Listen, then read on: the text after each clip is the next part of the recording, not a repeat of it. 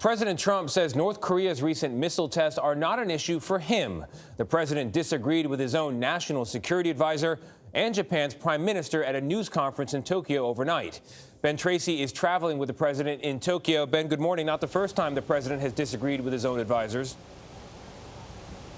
Exactly. Good morning. The president is here on this 4-day state visit, mainly to meet Japan's new emperor. But given Japan's proximity to North Korea, his host can't be too pleased that the president is saying he's not personally bothered by North Korea's latest missile test. No, I'm not. I am personally not. The president dismissed North Korea's test earlier this month of short-range missiles, some of which could be capable of hitting Japan.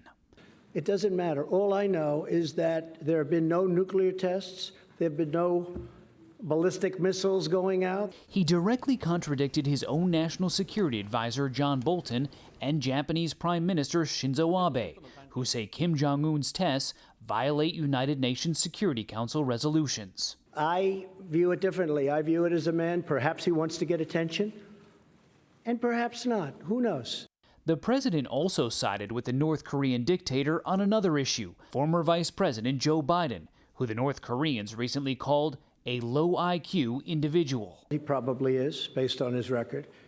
I think I agree with him on that. Joe Biden was a disaster, so I'm not a fan. Earlier in the day at Japan's Imperial Palace, President Trump was the center of attention, the first world leader to meet newly installed Japanese Emperor Naruhito. That was a great honor. That's a big thing. 202 years, that's the last time this has happened. Prime Minister Abe has used this state visit to continue his charm offensive with President Trump. It seems to be working. The president delayed tariffs he planned to impose on Japan and seems optimistic the two sides can work out a trade agreement. This weekend, Abe took the president to see a sumo wrestling match, something Mr. Trump has called fascinating. The president presented a nearly 70-pound President's Cup trophy to the winner. The two leaders also played a round of golf, complete with a selfie, followed by a lunch of double cheeseburgers. We have the best relationship that we've ever had with Japan, and we're going to keep it that way. Now, President Trump does plan to visit a U.S. naval base here in Japan tomorrow to greet U.S. service members before he heads back to Washington. Anthony?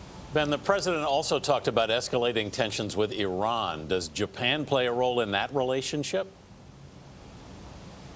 Well, they could. Prime Minister Abe said that he could act as a mediator of sorts between Iran and the U.S., and President Trump today said that he supports that idea.